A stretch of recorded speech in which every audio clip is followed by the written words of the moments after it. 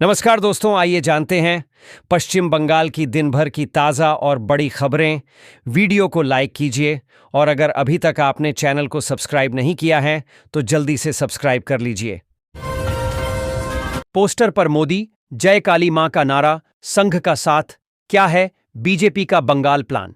पश्चिम बंगाल में 2026 में होने वाले विधानसभा चुनावों से पहले प्रधानमंत्री नरेंद्र मोदी राज्य का कई बार दौरा कर चुके हैं। तृणमूल कांग्रेस टीएमसी ने इसे चुनावी रणनीति कर दिया है।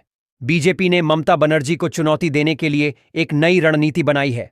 इस रणनीति में मोदी को चेहरे के रूप में पेश करना, राष्ट्रीय स्वयंसेवक संघ आरएसएस के साथ मिलकर काम करना, भ्रष्टाचार पर ध्यान केंद्रित करना और ध्रुवीकरण की राजनीति का उपयोग करना शामिल है। संजीव गांधी की याचिका पर जवाब के लिए सरकार ने मांगा अतिरिक्त समय, हाईकोर्ट ने आग्रह किया स्वीकार। हिमाचल प्रदेश हाईकोर्ट में सोमवार को एएसपी शिमला संजीव गांधी की ओर से दायर अपील याचिका सुनवाई के लिए लगी। प्रदेश सरकार की ओर से इस मामले में जवाब दाखिल करने के लिए अतिरिक्त समय की मांग की गई, जिसे अदालत ने स्वीकार कर दिया। वहीं सीबीआई की ओर से इस मामले में अपना जवाब दायर किया गया है। गांधी की ओर से पेश वरिष्ठ अधिवक्ता ने अदालत को बताया कि सीबीआई की ओर से आईएएस हरिकेश मीणा की जमानत याचिका में दायर जवाब में झूठे तथ्य पेश किए गए हैं। डूब रहे आशियाने, टूट रहे रिकॉर्ड, बंगाल से हिमाचल तक भारी बारिश का रेड अलर्ट। देश में मानसून जमकर बरस रहा है। देश के अलग अलग हिस्सों में अच्छी बारिश हो रही है। हालांकि पहाड़ों पर बादल फटने से कई हादसे भी हुए हैं। आगे अब कैसा मानसून का पैटर्न रहने वाला है, इसे लेकर एनडीटीवी ने मौसम विभाग के वैज्ञानिक डॉ. नरेश कुमार से बात की। उन्होंने कहा कि इस साल सीजन के दौरान अब तक औसत से 4% ज्यादा बारिश हुई है। हालांकि मॉनसून के पैटर्न में इस सीजन कुछ बदलाव देखे गए हैं। अब हर घर में 300 यूनिट तक फ्री बिजली आवेदन प्रक्रिया शुरू। देश भर में आम जनता को बिजली बिल के बोझ से राहत दिलाने के लिए सरकारें समय समय पर कई योजनाएं लागू करती रहती हैं। इन्हीं योजनाओं में से एक है बिजली बिल माफी योजना, बिजली बिल माफी स्कीम, जिसके तहत उपभोक्ताओं को बिजली बिल माफी के साथ साथ 300 यूनिट तक मुफ्त बिजली देने का लाभ मिलेगा। यह योजना खासतौर पर गरीब और मध्यम वर्गीय परिवारों के लिए बड़ी राहत साबित होने वाली है। बंगाल में महिलाएं असुरक्षित, मालवीय, कोलकाता।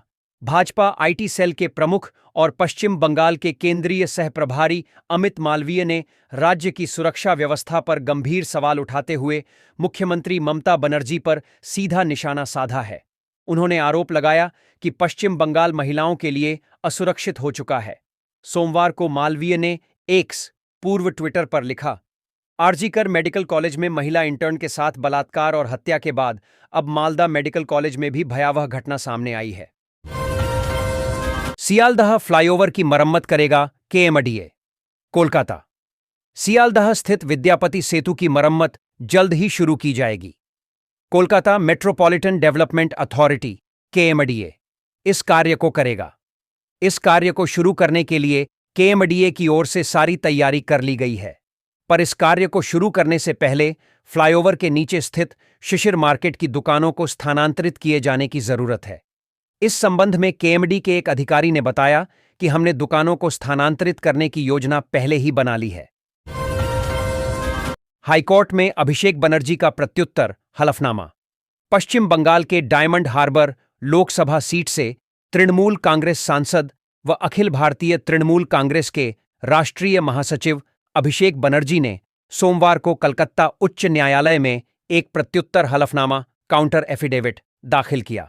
यह हलफनामा 2024 लोकसभा चुनाव में उनकी भारी जीत को चुनौती देने वाली चुनाव याचिका के जवाब में दायर किया गया है। अब इस मामले की अगली सुनवाई 4 सितंबर को होगी। अभिषेक बनर्जी सोमवार सुबह करीब 11 बजे उच्च न्यायालय पहुंचे और लगभग 15 मिनट तक वहां मौजूद रहे। पेट्रोल डीजल के दामों में भारी गिरावट। पेट्रोल डीजल के दामों में भारी गिरावट दर्ज किया गया है। अगर आप लोग भी पेट्रोल डीजल खरीदने हैं तो सभी को बता दें कि पेट्रोल की कीमत अब आपको 60 से लेकर 80 रुपए लीटर और वहीं डीजल करीब 60 से लेकर 70 प्रति लीटर आपको देखने को मिल सकता है। हालांकि अभी वर्तमान में देखा जाए तो पेट्रोल डीजल की कीमत 100 रुपए से ऊपर है, जिसे लोगों को खरीदना काफी मुश्किल होता है।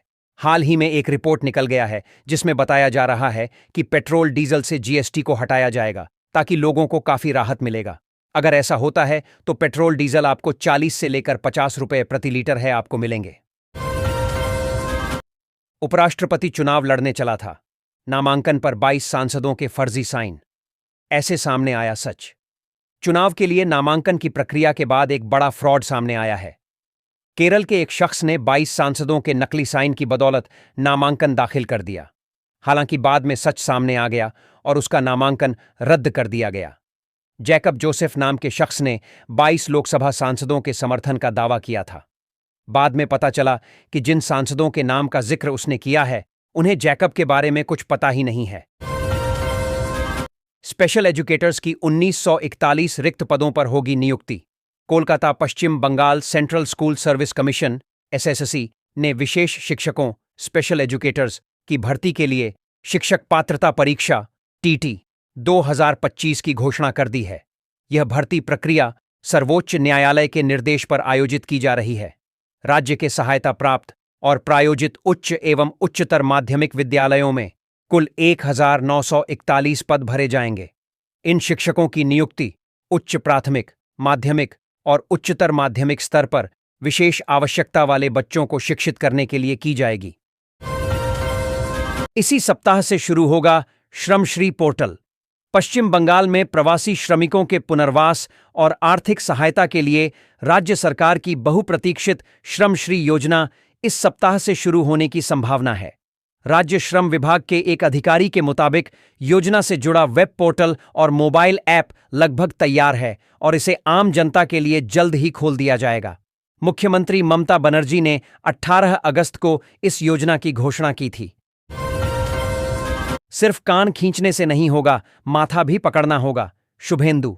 कोलकाता प्रवर्तन निदेशालय ईडी ने सोमवार को नियुक्ति भ्रष्टाचार मामले में मुर्शिदाबाद जिले से तृणमूल विधायक जीवन कृष्ण साहा के घर पर छापा मारकर गिरफ्तार किया है। इसे लेकर विधानसभा में विपक्ष के नेता शुभेंदु अधिकारी ने कहा कि नियुक्ति भ्रष्टाचार मामले में पार्थ चटर्जी व परिषद के अध्यक्ष मानिक भट्टाचार्य के प्रमुख एजेंटों में जीवन कृष्ण साहा का नाम था। जीवन कृष्ण साहा का काम वीरभूम और मुर्शिदाबाद की सूची में शामिल अभ्यर्थियों से फंड इकट्ठा करना था। गैस सिलेंडर होगा सस्ता। वर्तमान में अगर एलपीजी गैस सिलेंडर की बात किया जाए तो करीब 900 से लेकर 800 आपको खर्च करना पड़ता है एक गैस सिलेंडर खरीदने के लिए। लेकिन क्या हो अगर एलपीजी गैस सिलेंडर आपको 500 से लेकर 600 मिले? जी हां, बिल्कुल आप लोग सही सुन रहे हैं, क्योंकि एलपीजी गैस सिलेंडर पर आपको 300 की सब्सिडी छोड़ दिया जाएगा। यानी आपको मात्र 400 से 500 रुपये मिल के लिए गैस सिलेंडर मिलेगा। आप सभी को बता दें कि एलपीजी गैस सिलेंडर जो भी महिलाएं उसे वाला योजना के तहत खरीदी हैं उन लोगों को 300 रुपये की सब्सिडी अब दिया जाएगा, 500 रुपये में मिलेगा, और जो गैस सिलेंडर 700 में मिलता था वह आपको सीधे 400 रुपये में मिलेगा। हाईकोर्ट ने सरकार से पूछा, कहां है दुर्गा पूजा कमेटियों को दिए गए अनुदान का हिसाब? संवाददाता। कोलकाता राज्य सरकार ने इस साल दुर्गा पूजा कमेटियों को 1,10,000 रुपये का अनुदान देने की घोषणा की है। अब राज्य सरकार के इस फैसले को कलकत्ता हाईकोर्ट में चुनौती दी गई है। सोमवार को मामले की सुनवाई हुई। हाईकोर्ट ने पश्चिम बंगाल सरकार से उन दुर्गा पूजा कमेटियों की स्थिति स्पष्ट करने को कहा है जिन्होंने पिछले साल अदालत के आदेश के बावजूद खर्च से जुड़ा प्रमाण पत्र जमा नहीं किया था। थर्मोकोल प्लास्टिक सामग्री से नहीं की जाएगी मूर्तियों की सजावट। दुर्गा पूजा से पहले कोलकाता पुलिस ने कुम्हारटोली इलाके में अभियान चलाकर मूर्तिकारों को थर्मोकोल और प्लास्टिक के इस्तेमाल को बंद करने की चेतावनी दी है। पश्चिम बंगाल प्रदूषण नियंत्रण बोर्ड का कहना है कि थर्मोकोल पर्यावरण के लिए बेहद हानिकारक है और मूर्तियों के सजावट में इसका इस्तेमाल बंद होना चाहिए। पश्चिम बंगाल प्रदूषण नियंत्रण बोर्ड WBPCB के निर्देशों का पालन करते हुए पुलिस ने हाल ही में कुम्हारटोली में अभियान चलाकर मूर्तिकारों को थर्मोकोल के इस्तेमाल को बंद करने की चेतावनी दी है।